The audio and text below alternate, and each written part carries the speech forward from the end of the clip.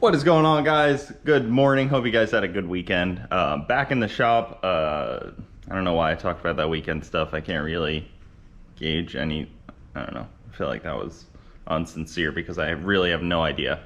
But aside from that, I got stuff to do. So we got parts for Chip, and we got a unique part for the Camaro that you probably didn't expect to see me having. So let's just get into it. So here we have a anti-roll bar for Chip. Now, if you don't know, an anti-roll bar basically keeps the chassis from kind of twisting, and it keeps it level, keeps it going straight, helps with all that kind of stuff. So I got this one from UPR, and this is a seriously beefy anti-roll bar. I am super impressed because it's a solid piece of metal.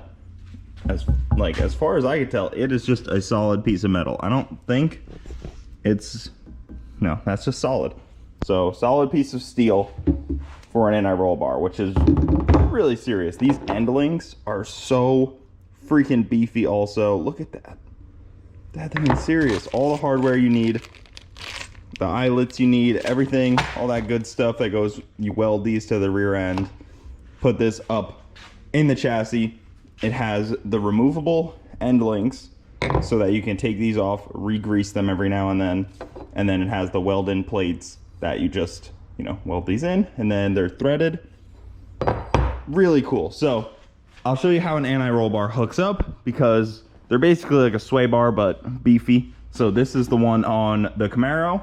It goes across the length of the Camaro like this, and then the end links go up to the chassis. So it's opposite of what the one in the Mustang's gonna do. The Mustang one is gonna go kind of like up here, and then the end links are gonna go to the rear end. So it's opposite, but it works just the same.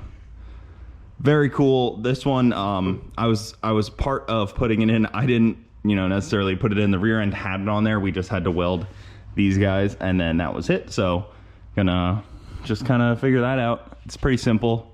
It's gonna take a little bit of welding and fitting up and fabricating, but shouldn't be too bad.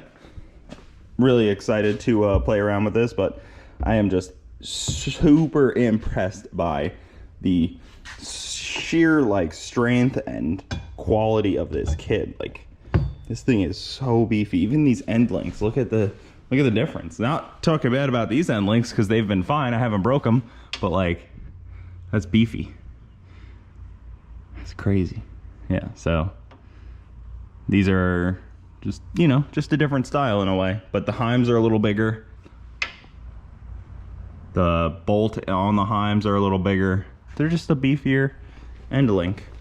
So swap these out, or swap all this onto the rear end, and then back to the track this week and see if it goes a little better. I need to also drop the fuel tank to make sure it's sealed up. It's a little questionable. It's not sealed up great, but I'm gonna try to see what I can do and see if I can fix it. And then for the Camaro, right here, look at that. That's a crankshaft for a 2JZ. So after further assessment, the machine shop that my engine is at, getting new rods and pistons, the machine shop told me, yeah, so your crank is bent. I was like, dang, tough break. Cranks are a little tough to find. You can obviously buy a brand new beefy aftermarket crank, but that's a couple $1,000s. I just had a stock crank in there, so I hopped onto the old Instagram, and somebody local had a crank right here. So $140 for a stock crank, or $3,000 for a aftermarket crank. The old one did pretty well, but we bent it because the Power Glide, that guy right there, the 1-2 shift is a little hard on things. If I had a Turbo 400, you can get that gear ratio a little closer, so you're not super hard on the 1-2 shift, and you don't drop so much RPM. That's my issue is, we're 8,000 RPM, 7,500 RPM.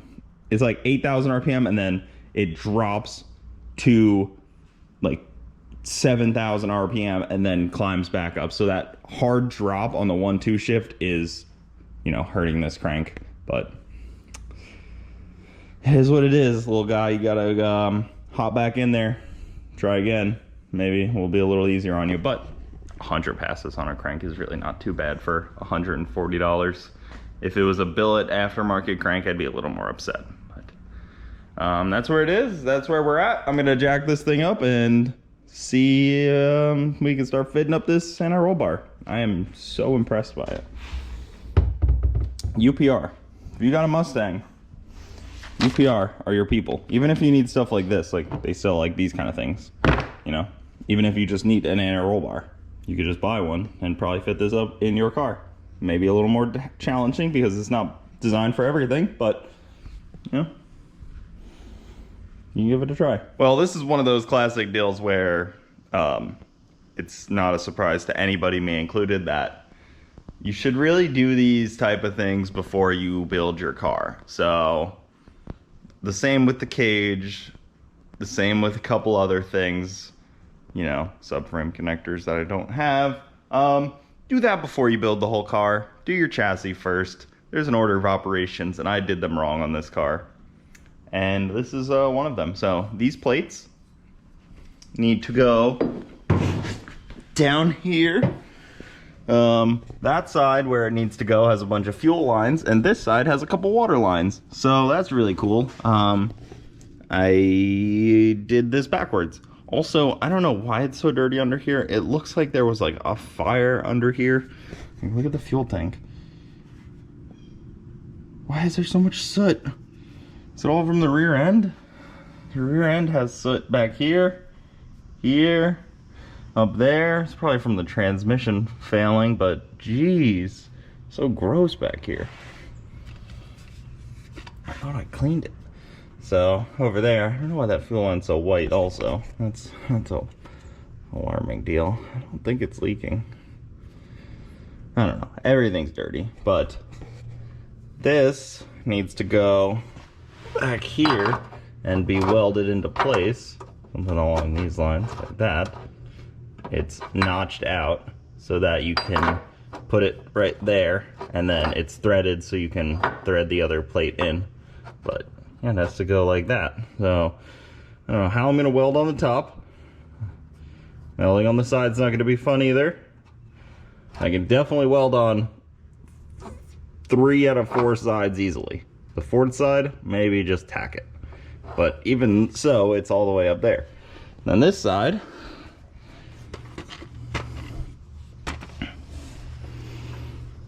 kind of up there. The water lines were like run pretty close to it, but I could probably move those out of the way. That side, I'm gonna move the fuel lines out of the way. This side, just the water lines, and then I have to weld 2 bungs onto the back side of the diff, 2 little eyelets on each side for the U-joints, for the Heim joints that connect the anti-roll bar to this guy. So right now I have it up on jack stand suspension wise, so that this is suspension in not full droop. I wanted to, I mean, it doesn't really matter when you're just welding in the top part. If anything, it would make it easier if I went to full droop because I have more space, but I don't know, I'll figure that out. It's a little hard to jack it up not in full droop because I go by the diff. Yeah, so when I set it, I haven't figured out exactly how I'll set it yet, but I'll figure that out when I get to it. Yeah, so just have to figure out how to get these plates in. This one shouldn't be as bad, but it's just gonna be tough to get the welder into that little spot. Well, as much as it is a pain in the butt, I decided to get some degreaser, and I put it in this spray bottle with some water and just sprayed everything down, and you can see it all, like all the soot now on the ground. Spread it out a little bit, let it dry up, and then vacuum it up. But like you can see, you know, this was clean a minute ago. Now it's like legit dirt. So a little bit of degreaser in a spray bottle with some water, and you're good to go. Lay under there once it drips out, wipe it all down. Probably hit it again. Part of it, sometimes you gotta go backwards to go forward. Now I gotta wait for all this to dry, clean it up, and then can move on. All right, so I just tacked in the anti-roll bar. You can see there's just one little tack there on either side. So I can just kind of mock it up. Looks pretty good. It gets a little tight. No, it's got good range of motion. These plates bolt to there so you can remove it, which is cool. So you basically just tack it in like this, and then you take the whole bar out, and then you can weld all around it. And it's a really thick plate, so I don't really think it's gonna warp, but it's just a MIG welder, so it's not crazy amount of heat to really warp it if I'm careful. And then I'm gonna put these on to make sure that it kind of falls into a good spot, and that should be it. Pull it off, weld it all around. Okay, well the plates are welded in. Now it's time to bolt this guy in. I scratched it like everything else I touch because I've never actually owned anything that I don't scratch immediately. Well, I can't own nice things. But time to put this thing in, get it pretty tightened up, and then start on the heims to connect it to the diff. Basically like this, and we'll see. All right, so here is the completed anti-roll bar. You can see my boogered up welds right there. We'll see if they hold. If it does break, it's, you know, it's not the end of the world. The car will just lean a little bit. I mean, hardly. It's kind of like having a no sway bar in the back.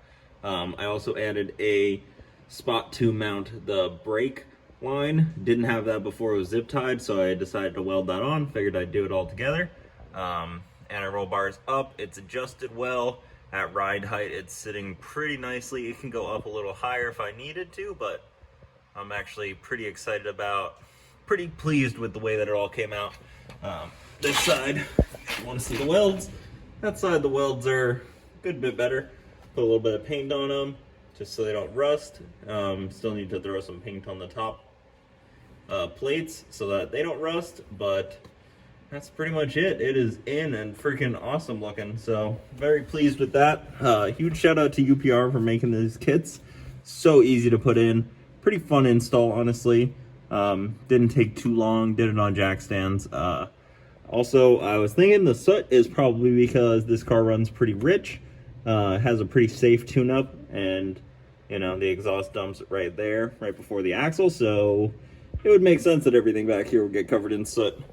Like the my foam there, the fuel pump here, everything gets pretty covered in soot, but not too bad. We'll see how these hold up and how the welds work. Welding to that cast housing is pretty tough because you need a lot of heat, but I'm pretty confident that it'll hold, but we'll know soon enough.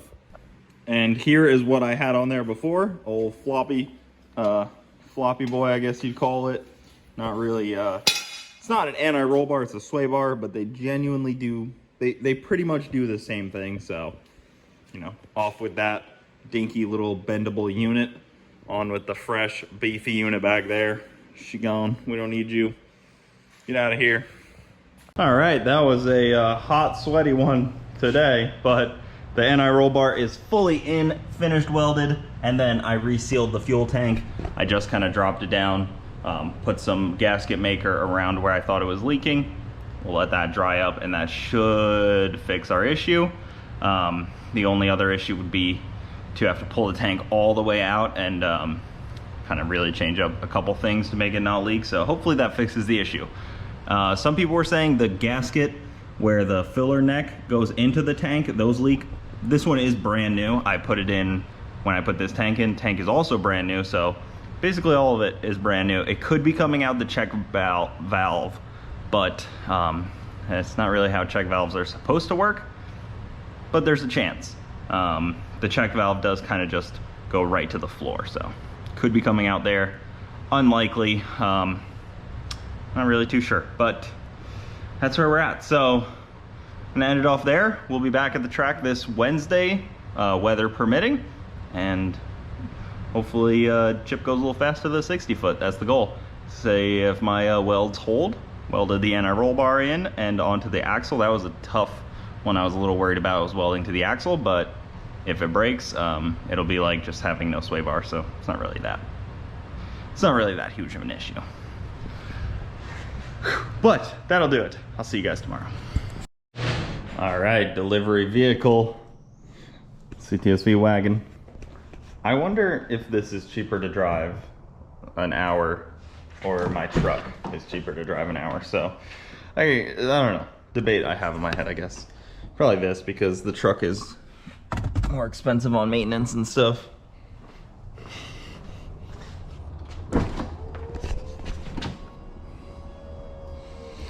Crank, gotta go. So you don't realize how heavy a crank is until you have it out like that and you're like carrying it around. So I weighed it, 60 pounds, that crank. Crazy.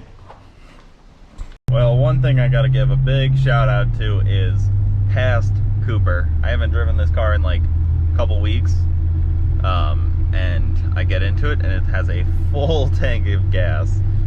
Big thanks to Past Cooper. It's one thing I always like to do, is make sure my cars are parked with plenty of fuel in them. Nothing worse than getting in your car to go drive somewhere and kind of being in a rush, and then all of a sudden you're like, oh, I'm on E and I have to drive an hour, so yeah, I gotta stop for gas. So just a little word of advice, you know, put gas in your car. Past Cooper, you're the real MVP. Current Cooper thanks you. Just got home. Car's back. 240 is still here if you guys were wondering, but that's gonna do it for this video. Thank you guys so much for watching. Keep it saucy. I'll see you next time.